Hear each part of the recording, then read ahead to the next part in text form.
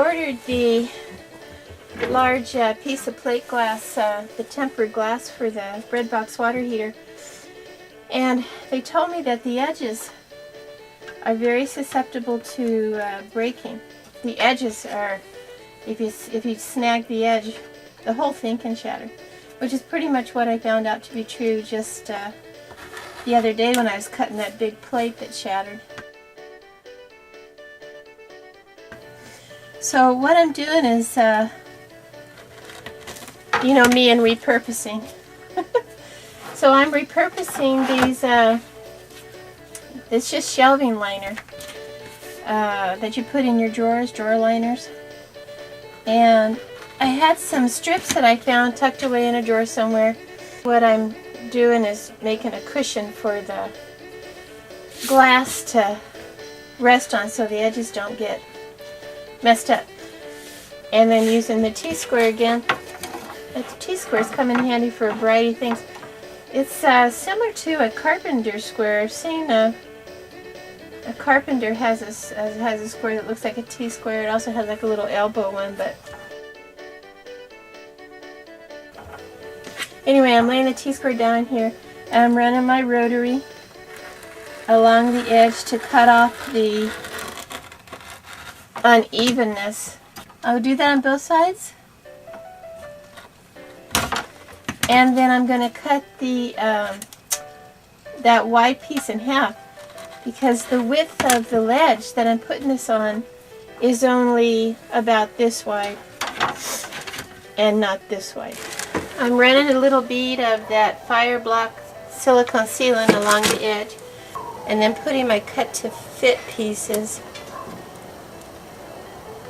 right on top of the silicone caulking.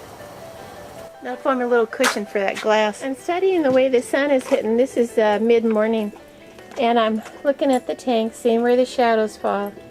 Right there's where that seam starts coming up.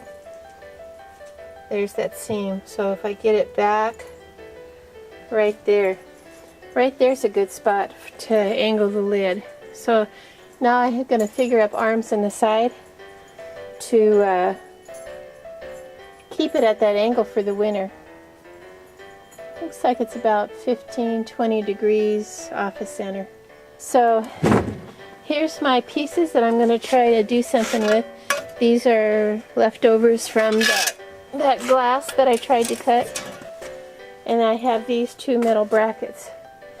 So let's see what I can do about making support arms by using those repurposed materials. I'm putting on the arm to hold the lid up and keep it at the right degree for winter. And I'm putting this through this is going to fit through here and go through the box, and then on the other side it's going to tie off to this. But I need to have something that will protect my inside layer, because that thermal fabric is very thin and delicate. So I found a bunch of different kinds of washers, and I want to make sure that the edges of this can't reach over it, so these are all too small. These two and these two are the right size. I'm liking this one better because the diameter hole is smaller and will fit my bolt better. And that will, yeah, perfect. This will rest right on here on the inside, and so that the pressure will be against this and not against my thermal fabric. For these sharp edges, they won't tear. So we're going to use these right here. Here's the assembly on the support arm.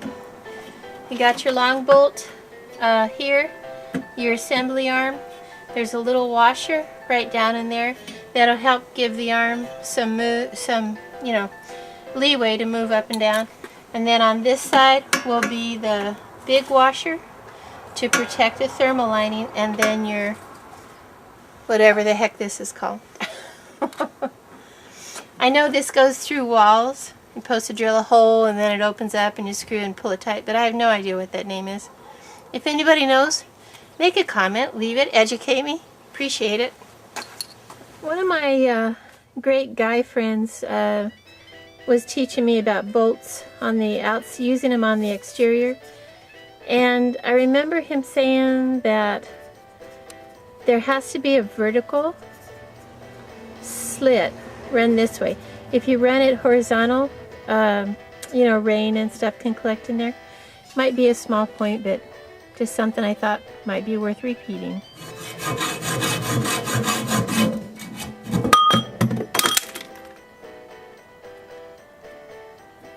That was that excess pipe coming off the tin peat.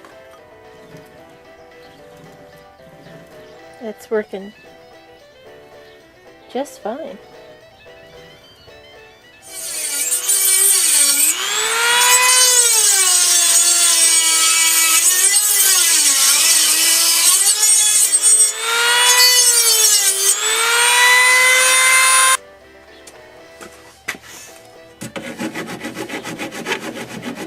Well, I fussed and fidgeted all day long trying to figure out a good way for the support arms to be. I finally figured out they have to be on the outside of the decorative or panel, because otherwise it's going to bow too much.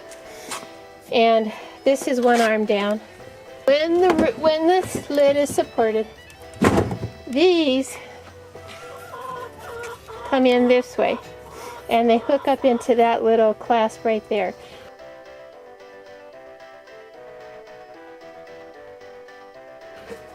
I needed something temporary because I'm going to be taking it up and down.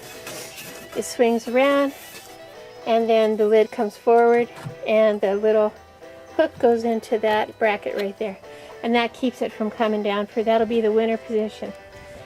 Oh, it took me all day to figure that one out. Holy moly. And then come summertime, it'll be back like it is now for the different position of the sun. Oh. And I forgot to tell you, I did paint the silver brackets for around the pipes here. You know, silver was fine. It's shiny. But I just like white. Pretty much ran out of insulation for the pipe with the stuff that I bought on special. And so I got some recycled styrofoam sheeting that I found somewhere and cut it into long strips and put it on the back of duct tape. So now I can use these to finish wrapping up the pipes.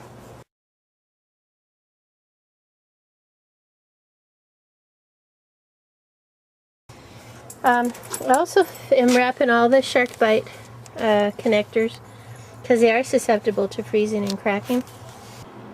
And most of you probably noticed that I took the wings off the solar bread box sides, just because they weren't really giving more benefit for the hassle that they were worth, because they kept getting in the way of the pipes and whatnot on the side. So I just took my drill and screwed right through the rivets and took those off. It's pretty cloudy today. The clouds will really cut down your solar activity, so that's why it's good to use this in adjacent with a conventional water heater. Sunny days you can really benefit, and your conventional will get you through on the not so sunny days. Yesterday,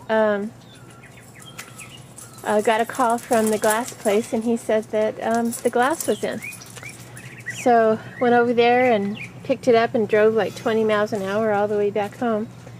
And sure enough, and it was cut just right. It was a perfect fit. I did realize that the edging here that I had put in, which was the drawer liner that I cut down and put in, was leaving gaps more than it should. So I went ahead and put the old trim on the plate that was from the window that was broken. And I still am going to put some weatherproofing around there when it's finally in, but Mom and I are hunting for a temperature gauge to set in there so we know what temperature that we're really working with. So I got this open, and the only thing we have to do now is get in here and put a little weatherproofing in here where the smaller gaps are showing. Yep, but anyway, the glass is in place, and that was really the last big thing to do on the bread box water heater. I'm very excited.